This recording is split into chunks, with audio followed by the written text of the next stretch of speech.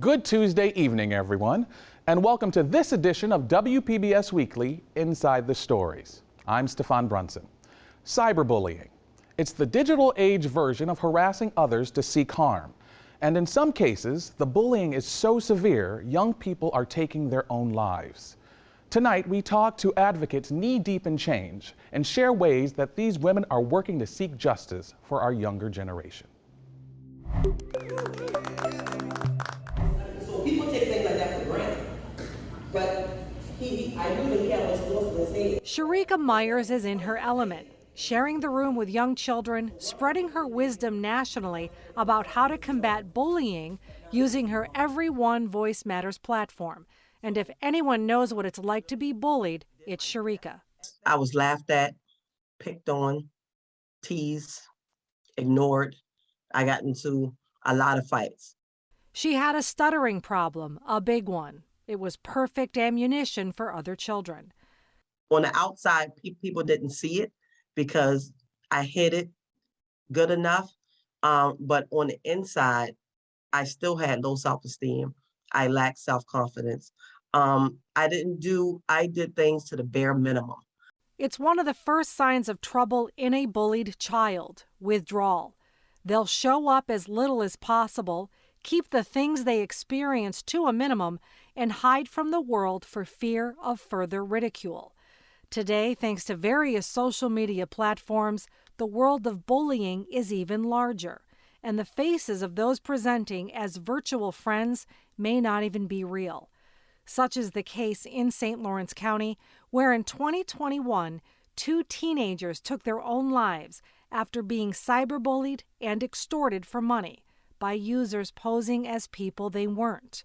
It put a community on guard fast. Last year, we saw that there were 2 very unfortunate circumstances where we lost 2 young youth death by suicide because of extortion. You know, it goes further beyond cyberbullying or bullying. This was extortion. And I feel that we were put in a very reactionary place. And I think that so many of us agreed that we shouldn't have been in a reactionary spot. We should always be proactive.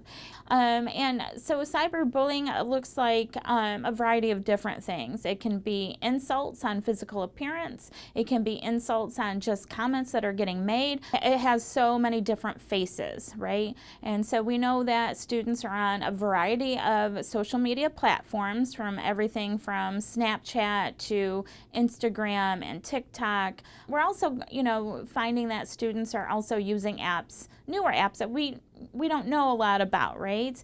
I feel like, we see that bullying every single day online. And it's really, how do we work through it? How do we address this? How do we coach our youth and teens to maneuver through this?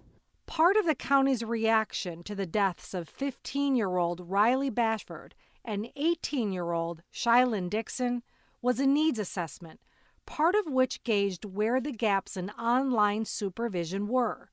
The results didn't look good. Close to 700 students completed this assessment. And, I found it a little bit shocking that 67% of our students said that no one is monitoring their screen time at home. And I find that number shocking and extremely concerning. Parents aren't really paying that much attention to kids just on their laptops or on their tablets, because they're just thinking that they just on there doing their homework. But some kids are venturing off doing other things. They are all these different challenges that kids are doing. And some of the challenges are dangerous. And kids are falling right into that trap, and especially kids with low self-esteem and lacking self-confidence because they want to fit in. What happens when these kids take these challenges or do these actions and then get bullied? There's some consequences that aren't good. Having people cyberbullying them, they are causing themselves to become withdrawn. And then they tend to do things to themselves. Bullying is resulting to suicide. And so we have to take a pre-approach, and we have to pay close attention, because you don't want your child to suffer in silence. And then, just by being picked on. Sharika will tell you that even as an adult, the bullying she endured left permanent scars. That's why when she realized that her grandson Herbie also had a stutter and the potential to go down the same lonely path she did, she stepped up and stepped out in front of the world to combat the dangers and make change early on.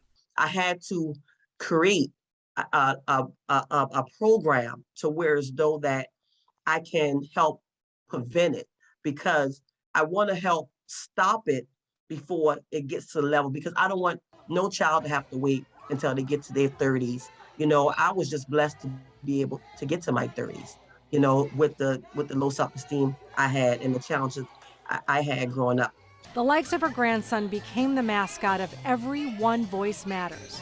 As a speaker, Sharika is able to travel the country and spread awareness to both students and school officials. Meantime, in St. Lawrence County, Alexa is working with other organizations there to ensure students have a safe place to go and share any trouble they may be dealing with. And I feel that it is our responsibility to become more of that safe person for our teens in St. Lawrence County. So right now there are opportunities for students to report bullying at their schools. You know, often students have student portals that they're signing into every day for their classes and so forth, and there are options for them to report bullying through their schools. Approximately 5 years ago, our area school district started offering cyberbullying classes and training to be able to address the concern.